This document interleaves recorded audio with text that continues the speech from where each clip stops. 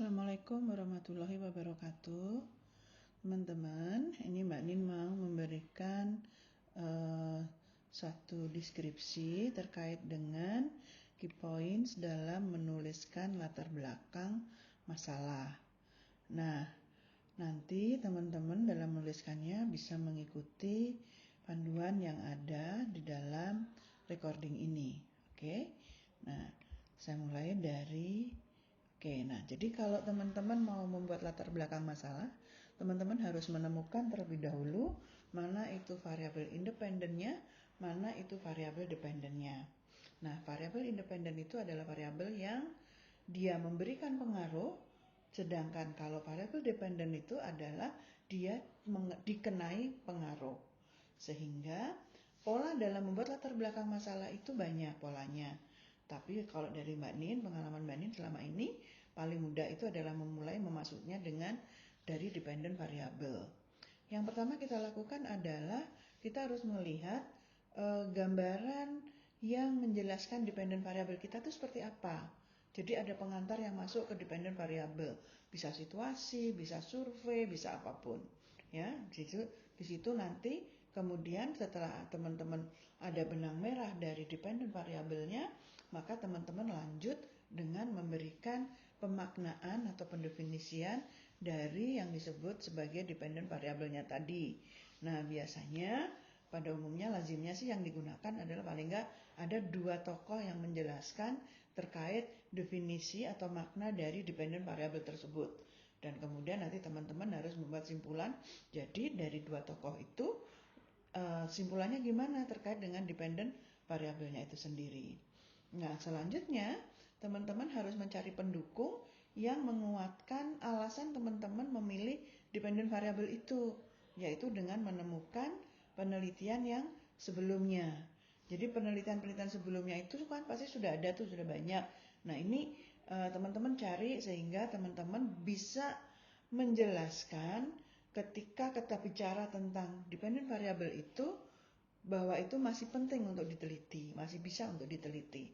Apalagi kalau dilengkapi dengan hasil preliminary research tentang fenomena atau evidence dari si dependent variable itu.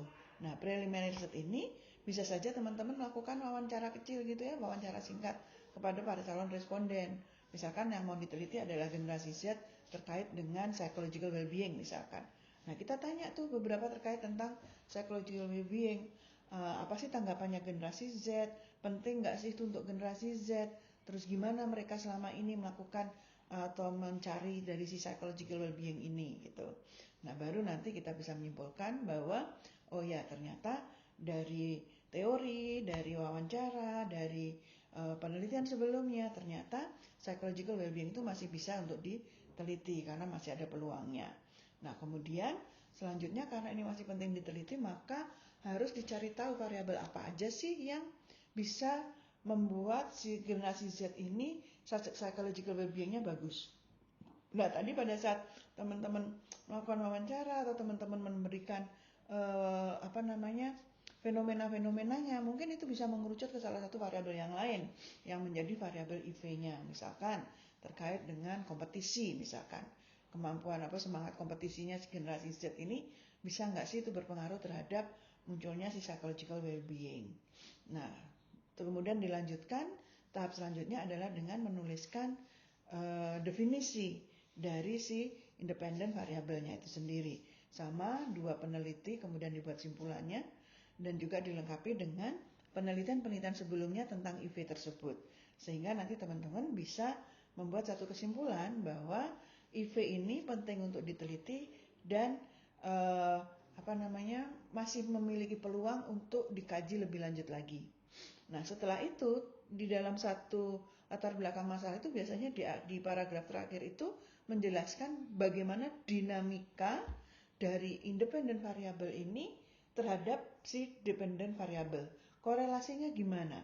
Apakah IV ini misalkan tadi kompetisi, apakah semangat kompetisi atau competitiveness-nya ini bisa berkorelasi atau berpengaruh terhadap si psychological well-being-nya berdasarkan teori dan berdasarkan previous research-nya. Jadi nulisnya misalkan nih, orang-orang yang kompetitivitasnya tinggi itu kan kecenderungannya memiliki semangat yang tinggi. Dia juga memiliki pengaturan waktu. Dia juga memiliki target-target tertentu, sehingga ketika dia bisa mencapai itu, maka dia akan bisa mendapatkan psychological well-being-nya. Sehingga dalam penelitian ini adalah pengaruh competitiveness terhadap psychological well-being. Nah, gitu ya teman-teman. Nah, itu teman-teman bisa ikutin, tidak saklek, tidak harus benar-benar follow seperti ini, tapi ini adalah salah satu cara untuk supaya bisa ngalir latar belakang masalahnya. Jadi nggak jam ke sana, nggak lompat ke sana, nggak lompat ke sini gitu ya. Nah, nanti teman-teman tuliskan latar belakang masalahnya itu di 800 kata. Kemudian nanti kita akan diskusikan pada pertemuan setelah kita lebaran ya.